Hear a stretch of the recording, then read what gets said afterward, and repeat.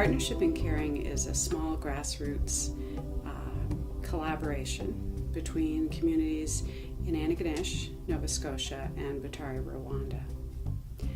The partnership started out of the work of Elsa Jensen.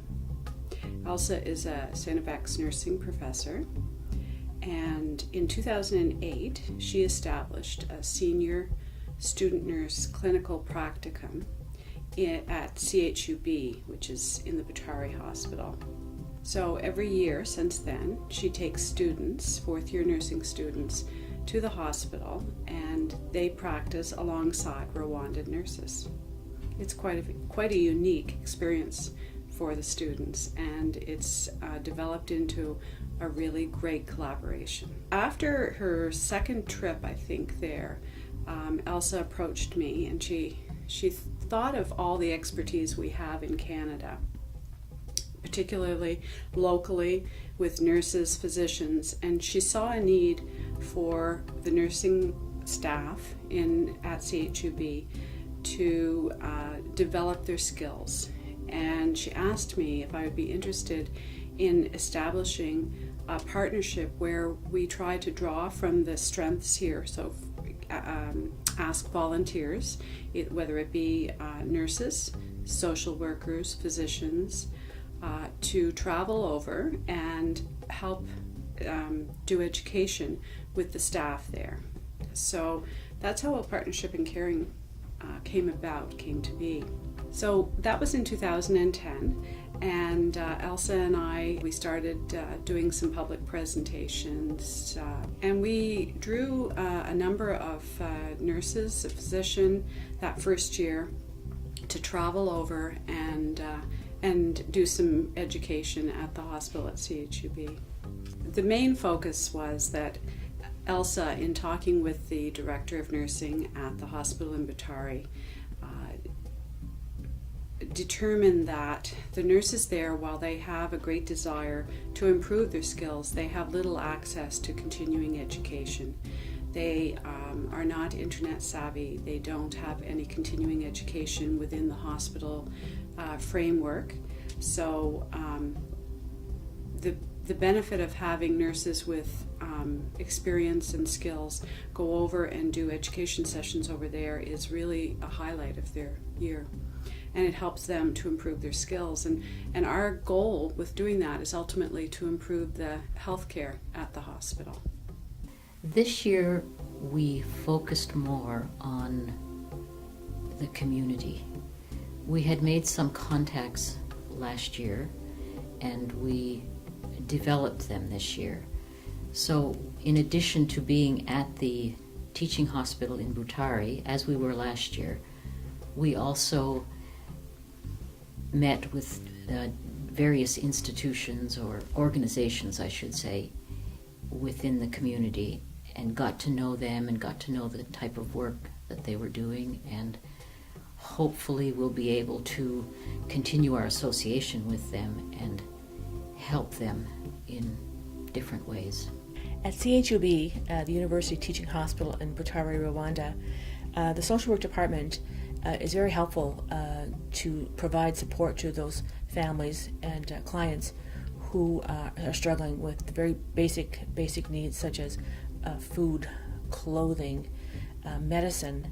So we've connected with the social work department and have provided them with some funds, thanks to the our generous generosity in the local community. So we're committed to help the social work department continue to provide those basic needs to clients at CHUB. This year we were joined in Rwanda by an amazing and energetic group from Cape Breton Island.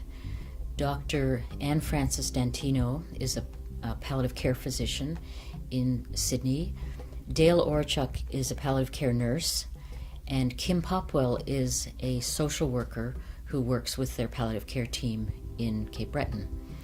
They spent 2 weeks with us in Africa. The first week they went to Hospice Uganda along with Maria Van Vonderen, and they went around with the practitioners in Hospice Uganda and learned about how things work in Africa as far as palliative care goes.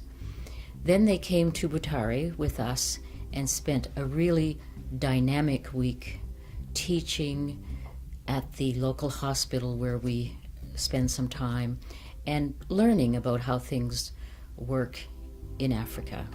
They are amazing teachers, and it was wonderful, I'm sure, for them, but also for us. Prior to their coming to Rwanda, the Cape Breton group organized a quilt, and they sold tickets on this quilt and raised a really impressive amount of money, and that money was used to finance the training of a nurse at the hospital in Butare in palliative care.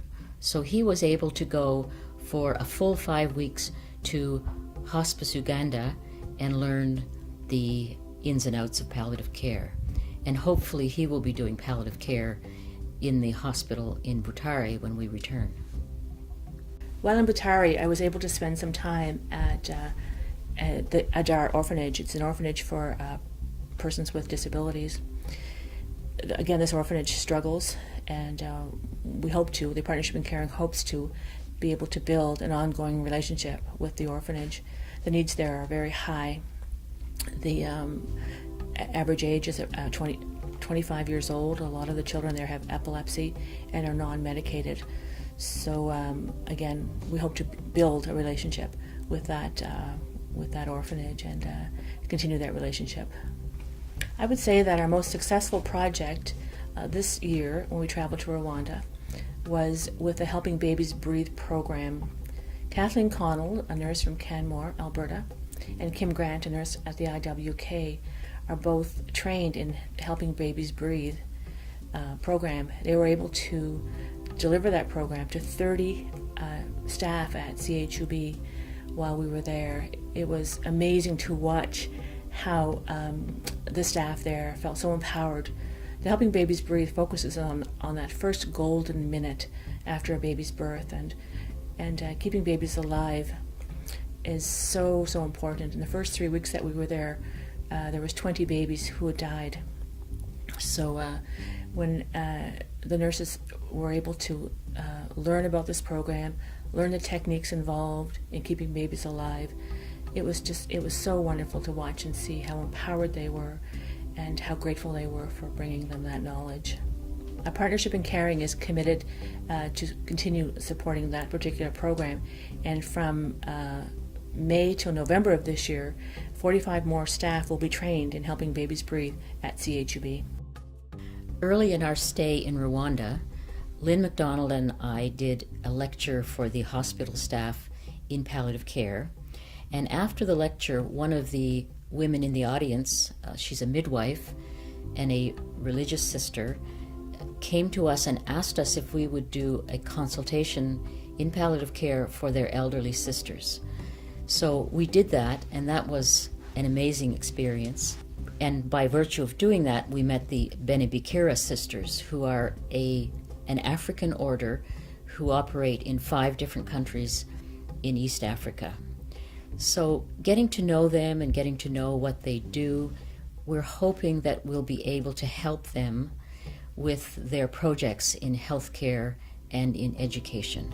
At the hospital in Butare, although difficult for us to comprehend, newborns do not have any means of identification. So in a nursery full of babies, there is often confusion as to whose baby belongs to whom.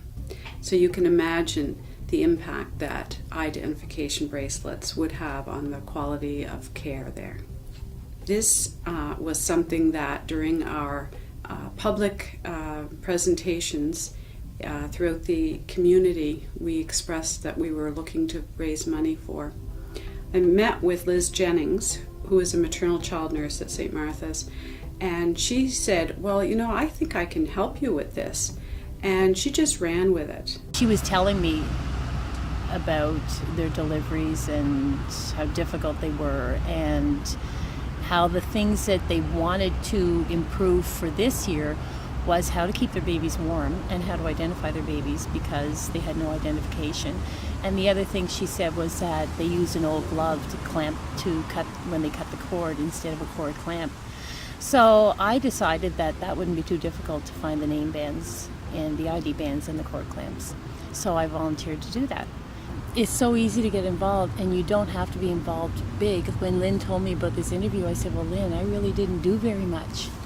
And that was my perspective. But her perspective was, well, yes, you did.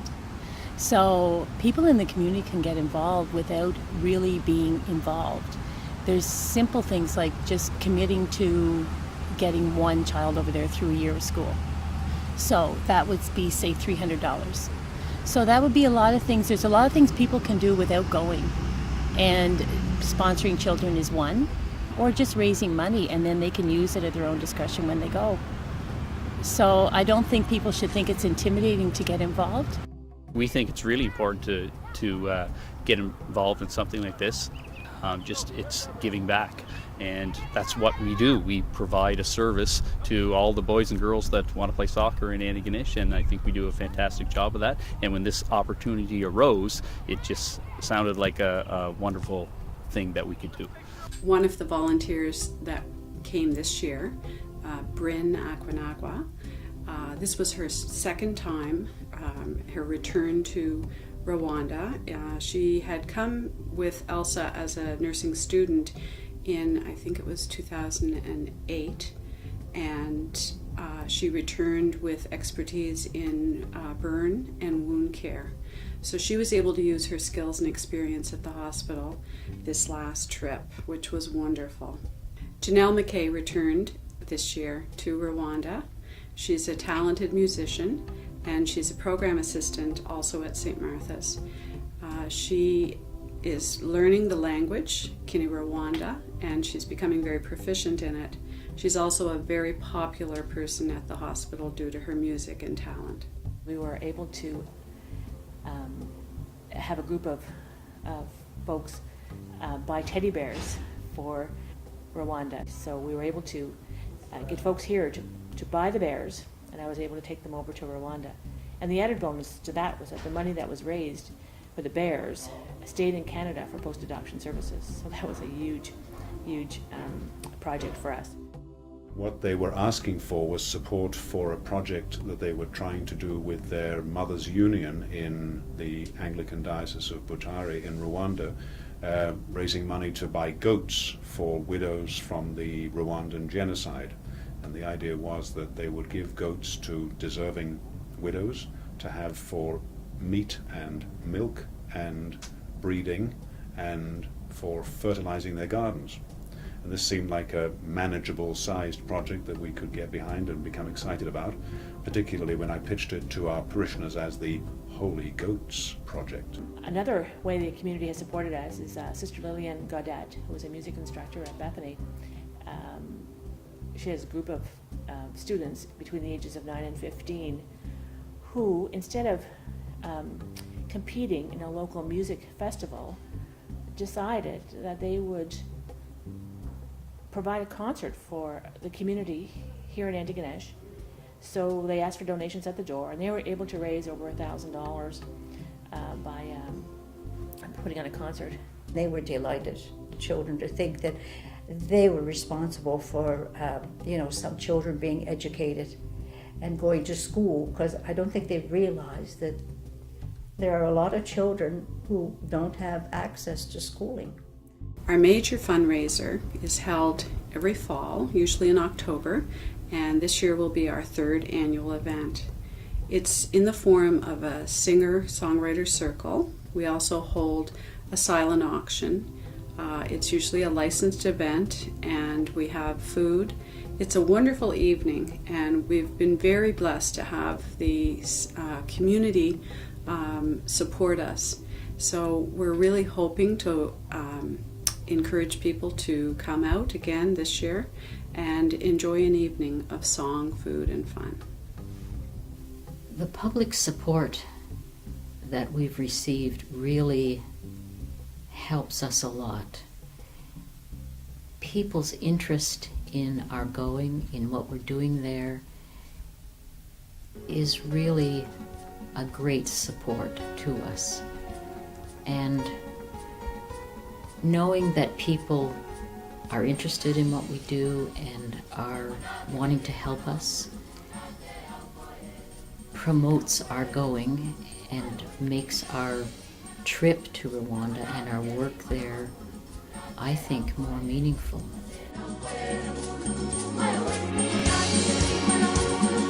Navigating